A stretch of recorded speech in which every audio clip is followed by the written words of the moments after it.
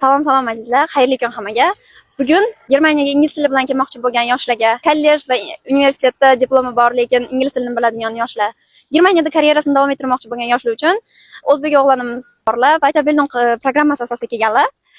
Ularni men hozir suhbatga chaqirdim. Ulardan sizlar uchun bir ikkita ma'lumot olmoqchiman. Assalomu alaykum. Assalomu alaykum. Ismim Jonibek, 22 yoshdaman, Surxondaryodanman. Germaniyaga Weiterbildung programmasi bo'yicha kelganman va Weiterbildungga ingliz tilida kelganman. Xursandman. Shu Weiterbildung haqida biroz ma'lumot olmoqchi edik. Chunki meni kuzatuvchilarim Germaniyaga kelmoqchi, lekin nemis tilini bilmaydi. Diplomi bor yoki 4-kurs, 2-kurslar kelish niyati bor. Shular haqida ozgina bir ma'lumotlaringizni ulasangiz degan. Albatta ulashaman bular haqida ma'lumot. Germaniyaga Weiterbildung bo'yicha kelmoqchi bo'lsangiz, sizda bitta narsa so'raladi. Sizda asosiysi diplom bo'lishi kerak, kollejniki yoki universitetniki. Va bu diplom orqali Weiterbildungga xohlagan yo'nalishingizga kelsangiz bo'ladi. Yosh chegaralanganmi bu Weiterbildungga? Yo'q, yosh chegarasi yo'q. Til bilmaydigan yoshlar ham kelsa bo'ladi. Faqat bu yerga til bilish uchun birinchi til kurslariga kelib olib, keyin Weiterbildungni davom ettirib ketsa bo'ladi, vizasini uzoqroq muddatga cho'zdirgan holda. Ya'ni Sprachkurs demoqchisiz. Albatta, Sprachkurs bilan kelib Weiterbildung davom ettirib ketsa bo'ladi.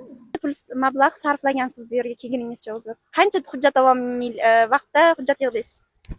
Meni hujjat yig'ishim davomida men sarflagan summa 12 ming atrofida. Chunki 12 ming qo'yganingiz bilan baribir siz uni 10 mingini yana qaytarib olasiz. Bank shot degan narsa bor. 10 ming euro turishi kerak shotingizda. Uzog'i bilan 1000 euro rasxotingiz bor. Samolyot haqlari ichida aytayapman. Demak, Weiterbildung uchun bank shot qo'yish majburiy. Shunaqami? Albatta, majburiy. Demak, yosh chegaralanmagan, xohlagan yoshlar, kollej, universitet diplomi borlar, ingliz tili yoki umuman tili yo'q, lekin diplomi bilan kelsa bo'ladi. Albatta.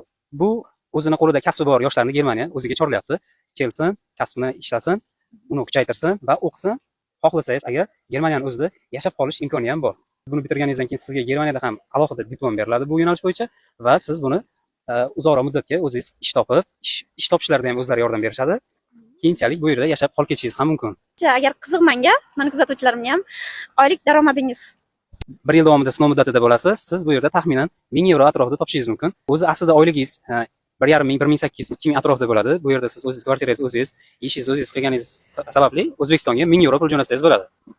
Demak, sizga yeb ichish, uy daromadlaridan, chiqimlardan tashqari sof chiqaradiganingiz 1000 euro. Yaxshi.